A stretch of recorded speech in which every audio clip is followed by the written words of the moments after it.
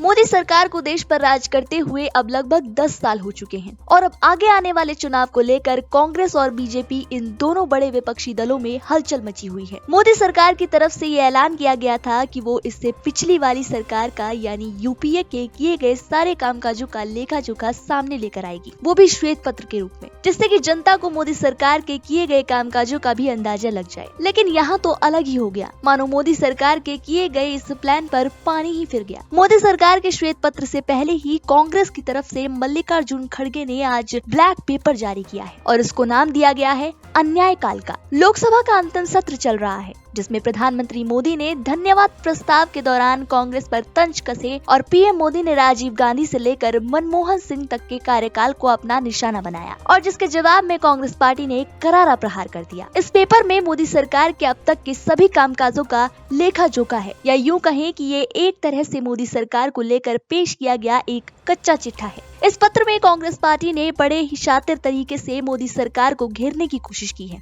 ये अध्यक्ष मल्लिकार्जुन खड़गे द्वारा पेश किया गया 57 पेजों का पेपर है, जिसमें 2014 से लेकर 2024 तक का जिक्र है। इसके शुरुआत में ही पार्टी के बारे में कहा गया है कि बीजेपी के आने से अर्थव्यवस्था पर गहरा प्रभाव पड़ा और इसमें आर्थिक बेरोजगारी, महिलाओं पर बढ़े अत्याचार के साथ अल्पसंख्यकों, युवाओं और किसानों से संबंधित जरूरी विषयों के बारे में बात की गई है। वहीं इस ब्लैक पेपर को पेश करने के कारण में खड़गे ने कहा कि बेरोजगारी एक बड़ा मुद्दा है, लेकिन मोदी सरकार ने कभी उसकी बात की ही नहीं। सरकार हमेशा आजादी से पहले की बातें करती आ रही है। इसके साथ ही वे बीजेपी पर निशाना साधते हुए कहते हैं कि पिछले वादे तो पूरे नहीं हुए और नई नई गारंटियां पेश की जा रही हैं। उन्होंने कहा कि ये सरकार लोकतंत्र पर एक बड़ा खतरा है। तो आप इस मुद्दे पर क्या सोचते हैं, हमारे कमेंट सेक्शन में जरूर बताएं।